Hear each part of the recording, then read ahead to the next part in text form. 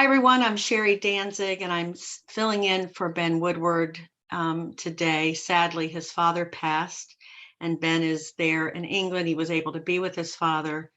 Luckily, got there in time, and he is wrapping up all of the arrangements and all of the stuff that comes when you lose a parent. So I'm going to be stepping in big footsteps here to be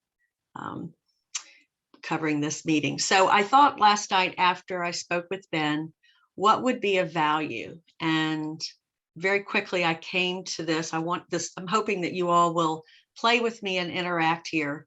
The topic that I want to talk about is something that I think is one of the most important things that we have to learn to do to be successful in this business.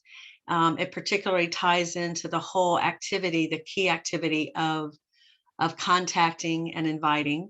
And I think it's one of the areas that, even though we know that we're supposed to be really good at it, I think many of us struggle with it. And I know personally, I struggle with it. So it was something that this exercise, though I was working on it into the wee hours last night, to have something remarkable to share, it is definitely an area that is not a strength for me. And that is to have a really effective elevator pitch. So first of all, I'd love to hear on raise of hands. How many of you have, well, it's 12:05. How many of you have an effective elevator speech by raise your hands that you know is like right at the top of your head that you can use, that you feel like you just nailed it? Anyone?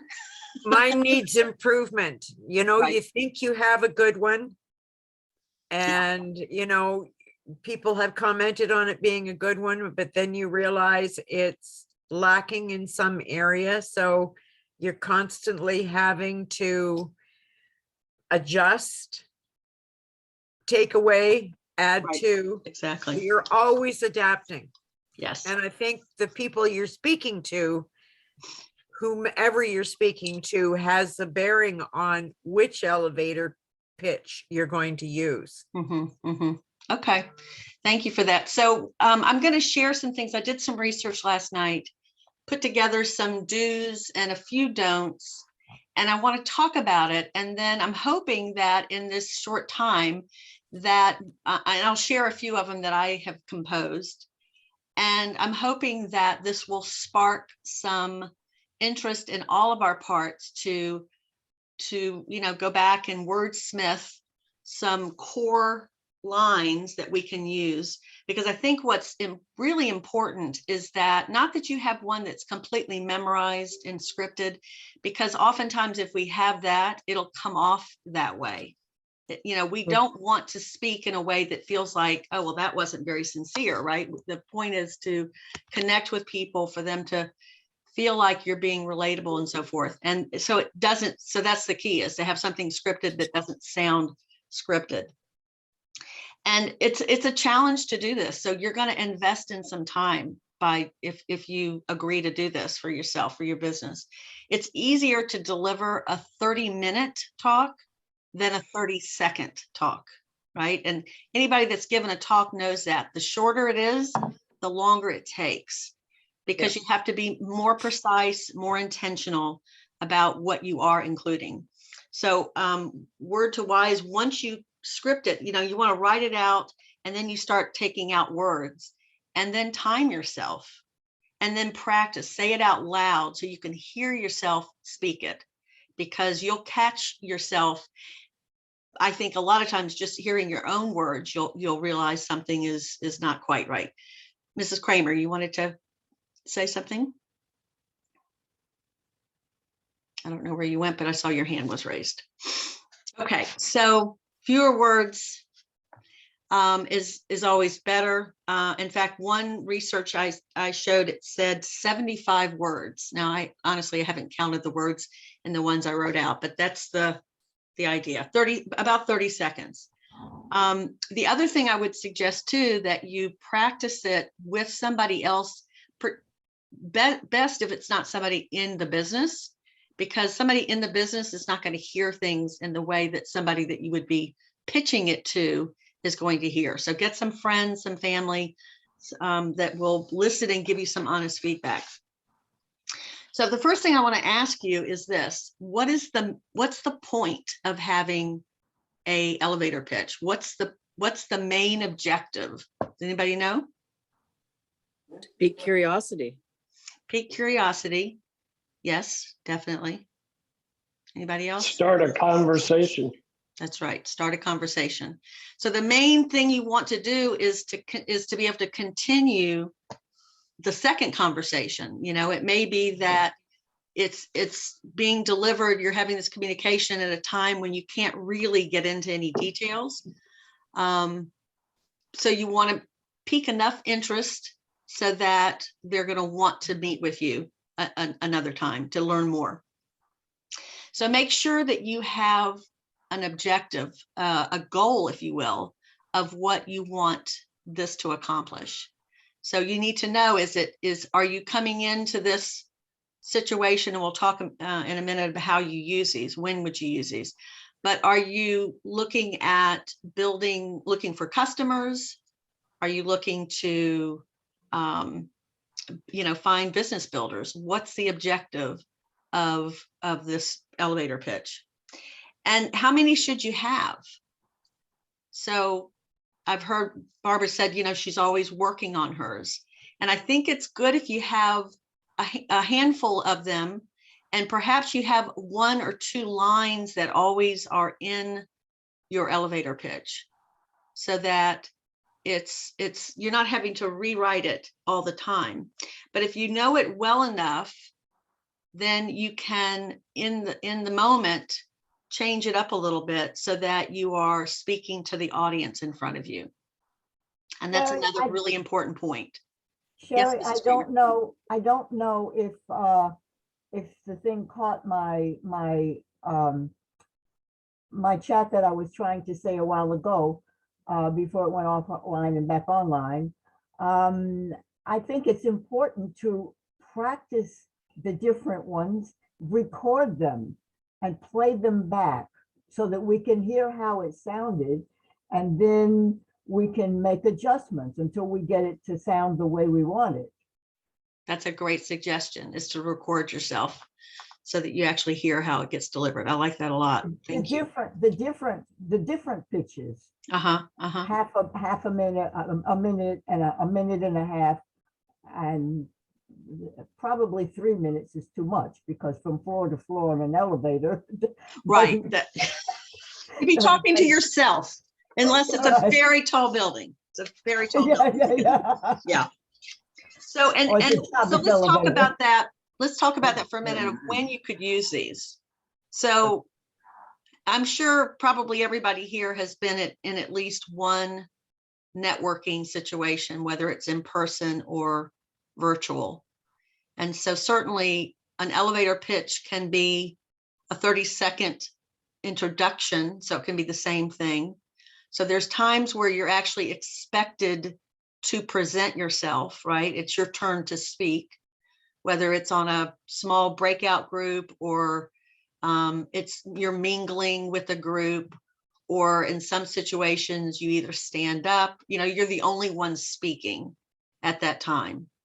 So that's, and I know for myself, I have groups that you're given 30 seconds. Some groups you're giving 1 minute, like you were saying, Mrs. Kramer. And I've actually been a part of a group where it's a 3-minute, everybody does a 3-minute presentation. So I think that's unusual, especially in our virtual world these days. So you can have a core 30-second, and then you might have a few other things that you would add on to it. And I'm going to give you an example of that when I share mine. But other times that you might use an elevator pitch, when else could it be? Other than networking.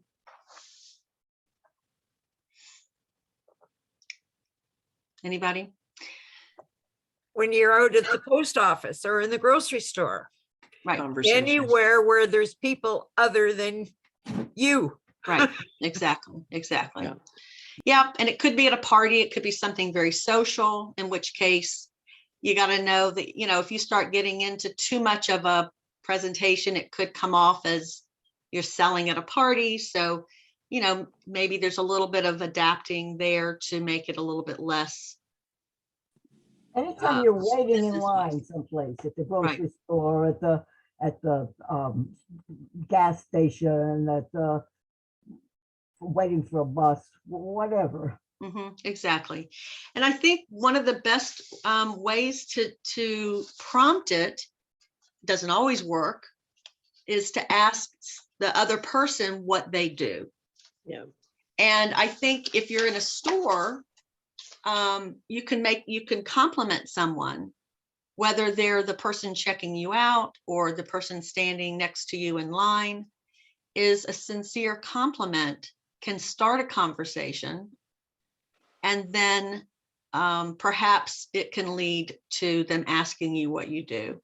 But again, it doesn't always work out that way.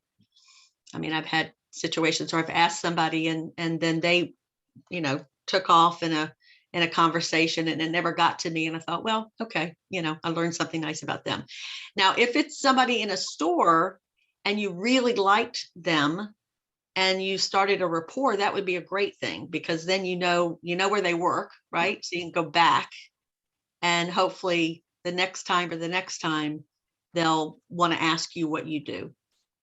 So those are some opportunities. Okay, so let's talk a little bit about some of the do's and don'ts about it. So it's important that obviously you have to introduce yourself.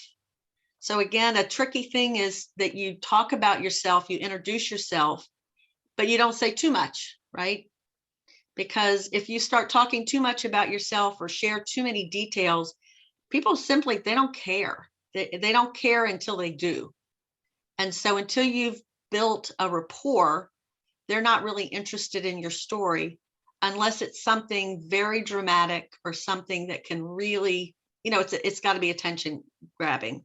So that's another point, is that you want it to not be so much about yourself. You want it to be relatable to them. And you want to grab their attention. So let's talk about that. How can you grab attention? A couple of ways. One way that I often rely on is to ask a question, because that, we are conditioned, we're wired to want to give an answer when a question is asked. So that can be a very great way to start off. You can use your credibility in a way that is catchy without going into great detail. You might use a statistic, again, something that's dramatic, but not too, if it gets too detailed, people will go down. You want to be sure that what you're sharing is a wow factor. And if you share something that's a wow factor, that you give them a moment to digest it, because otherwise you keep talking and all they're doing is focusing on what you just said is that opening wow factor. You might share a customer story, somebody else's story, because that is relatable. It could be relatable for someone that they know. If you're naturally funny, be funny. People love funny, and that really gets people's attention. Be memorable. So something that is easy for someone to catch on to. And again, you're not going to maybe know all of these things until you play with it and then get some feedback. And as I said before, you want to be relatable. So you want to make it, you want to be sometimes even self-deprecating, where it's like, yeah, that's been my issue, so that people can relate to you, that you don't just come off, it's a tricky thing. You want to be an expert, but you don't want to be, a snob about it. You want people to relate to you and hear your own experience. So in a nutshell, you want to relate yourself. the real essence of a elevator pitch is that you're going to define a problem and offer a solution. Mhm. I think that's probably, of all the things I've said, that's probably the simplest litmus test of whether it's a good pitch. Is that you've defined a problem and offer a solution.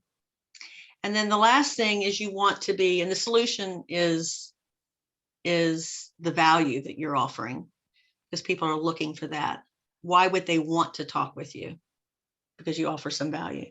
And the last point is that you have a call to action, so that there's something that they can see, that there's a step that they can take, that you're offering them. What would the next step be? Which might be to say, hey, it looks like I caught your attention on that, or it looks like you're pondering what I said. Is that something you'd want to chat about at a later date? Something that simple. I'm going to throw out a couple of don'ts, and then I want to open it up for discussion, and then I'll share some of mine. The only don'ts are, don't make it about yourself, in that that's the main theme, because people get bored with any other subject than their own, because they're looking to see how can you solve a problem. Don't use jargon. Be sure that you don't, if you're talking about the products, if you say pie water, people don't know what pie water is, right? So you have to be careful about that. And then be sure you're not rambling. Keep it short and sweet. Okay, so certainly there's as many, different versions of a really great elevator pitch as we can imagine. There's not any one that's going to serve us. Is anybody brave enough to share an example of one? Even one that they've written some notes down right while we've been talking? So you I look often like you've talk got some- Go ahead, Maggie. at this time in history, I often make a comment about, if you notice that nowadays people are more aware of staying healthy and building a strong immune system because of all of the things that we're dealing with. And then you can follow that with something like, well, I found a way to do that. And then they might say, whoa, how do you do that? Mm-hmm. I like that. That's good. And if you want to focus on the business, you can say, so many people now are not looking forward to going back to an office environment because they've enjoyed working from home. Well, I found a way to make that happen for me. So creates some curiosity, I think. Mm-hmm. That's great. Go ahead, Barbara. I've asked people if they happen to know anyone that has been affected by the health situation, that have lost hours at their job or potentially even lost their job, that are looking for something and don't know where to look. And opened up a conversation there where they may or may not be interested in what it is that I'm doing, but I have the flexibility to work from home and set my own hours without it interfering with family activities. Mm-hmm. I'd be happy to share with no strings attached. And that has worked, that Okay. approach. Okay. And you bring up a good point in that when you said that has worked. So that's another point I wanted to bring up is, how do you know if it's working? Let's say you script something out, you feel good about it, and then you go using it. How do you know that it's a good one?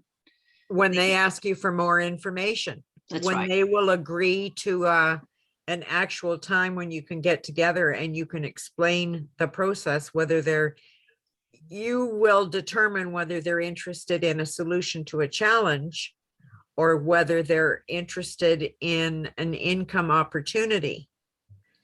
And if they're interested in an income opportunity, there's a good chance they're going to be a customer as well. But if they're only looking for a solution to a challenge, they may not be interested in the business. That interest may come later, but you're not going to hit them up with the business opportunity if they're really just trying to solve a health challenge. Right, right. Well, I would say that in this scope of communication, that again, you have an objective and it's not both. I think to talk about products and talk about the business in the same 30 seconds is probably too ambitious and could come off as being salesy. So I think, the idea is to say a little bit, and then there's nothing more significant in this kind of exchange as to pause after you've said it to wait for their response. You want to give somebody time to digest what you said, and then to see whether they say it again. It could be verbal or it could be nonverbal. Sometimes what they don't say says the most. Mhm. That's And so true. Yeah, exactly. And it may be that they look confused, in which case you can ask them there, did I say something that that you're still pondering with, or did I, you can make a joke there, like, but I guess you didn't expect to hear that from me, or, something that, again, if you're pausing, you're able to respond. So you don't simply just keep talking. Because I think our nervousness is that if we're so attached to what we think is going to happen, what the outcome is going to be, that we might talk over the opportunity for them to respond back to us. Yes, ma'am. Sometimes their body language speaks a lot. Like if you have said something that's really caught their interest, they literally will lean into you to know more. But if they back away, that's pretty much a signal. I don't want to hear anything more. Don't tell me anything more. Not interested. Or if they cross their arms Yeah, over the chest. yeah, that could be it as well. So, and I've had that situation. I actually had a situation like this yesterday where I was on a Zoom with someone, and she was everything. I brought up a couple of things because we were exchanging, it was a get to know you kind of a thing. And she said it 3 or 4 different ways that anything to do with network marketing is not her. And so I finally, it's like, okay, got it. Like, I did a little curve and sway this way or that. And she kept saying it. And I thought, okay, time to move on, Sherri, let go of it. And so I simply pivoted and asked her questions about herself. And I think that's the easy way to do it too, so that you keep so it's not an uncomfortable situation if you're in a networking or party or something that you don't want to leave with a bad feeling. So to switch it back over to them is I think the graceful way to do it. Okay, well, I'm going to share a couple of the ones that I have. Just share another thing. Of course, please. Ray said that we should use different forms of talking about something, because some people they hear, and some people they see, and some people they feel. Those are the different ways. So if we say in the same conversation describing what we're doing, we use the word see and feel and hear. Can you hear that? Do you see what I'm talking about? Is that clear to you? And like that. That's great. Those are really good pointers. Really good pointers.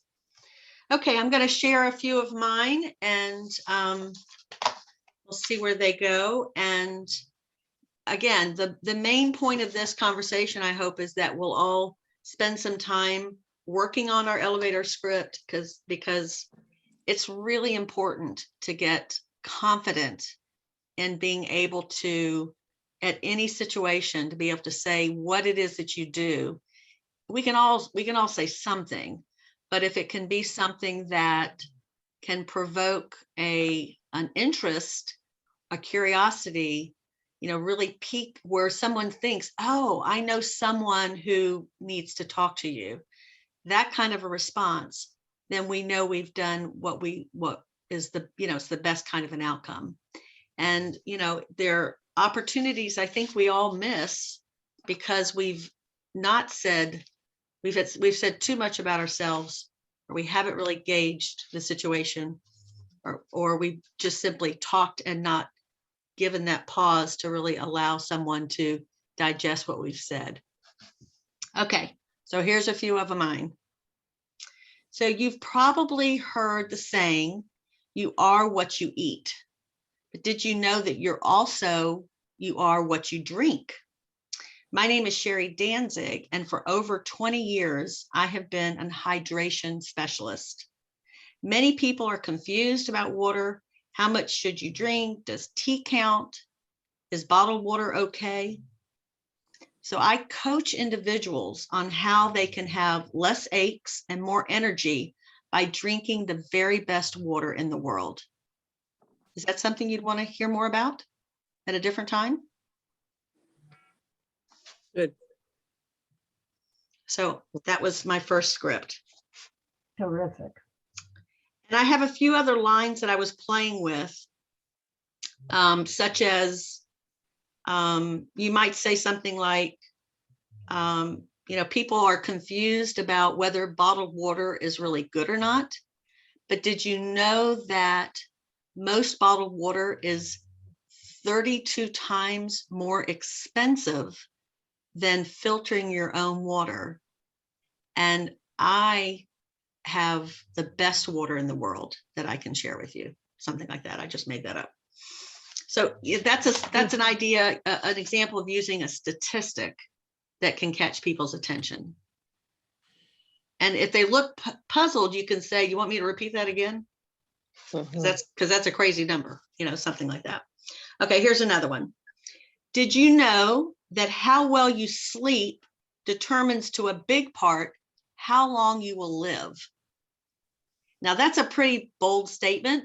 And I have said that before. And then I've said, you want me to repeat that? Because people are like, huh? So how well are you sleeping? My name is Sherri Danzig, and I'm a sleep expert. Sometimes I say sleep coach. And I offer free sleep consultations where we look at many aspects that contribute to getting deeper, better sleep. Now, if I'm in a group of women and I feel like you have to kind of gauge this. I've said this in the front of a room before. I've said this line. I teach women how to sleep their way to the top. And then I pause. Of extraordinary health. Don't go there. Of extraordinary health, right? So that's being funny. I've gotten a lot of attention that way, saying that. So you can take that line if you want. And then I end with, do you know anyone who's not sleeping well? Another good one, Sherri, that I've used is, are you getting enough sleep?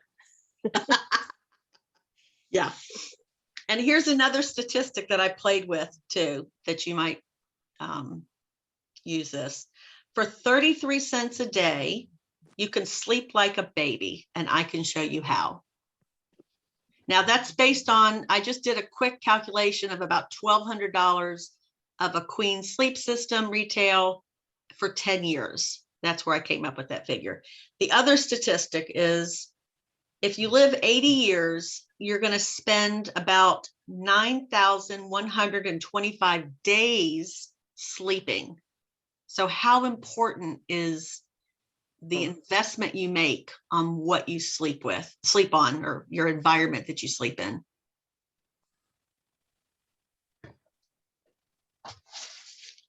Sherri, just to add to that, I use Dr. Gary's line. He says we sleep 1/3 of our 8 hours, 1/3 of our lives. If we live to be 100, we're sleeping 33 years, and I get a lot of response out of that. Sure, yeah. There's many different ways to play with that. This one, I need to work on some more. I think I like having the idea of a business pitch as well. Did you know that the earnings of 95% 5% of the working population equals only 5% of the wealth. And that the wealthiest 5% of the population earn 95% of the wealth. Would you be interested in learning some tips of what the 5% know about creating wealth? Something like that. Good. Okay, so those are some examples. I hope this has been interesting and enriching. And, you know, go back to, I mean, what I have done before is I've put these elevator pitches on my phone in my notes. So before I go into a meeting, if I'm, you know, that I know I'm going to be giving my talk, I read it over. And again, I don't think it's necessary. I sat here and read it because I haven't practiced it that much. These are brand new ones. But I think if you practice it, then you can simply deliver it. It doesn't have to be exact. It's okay.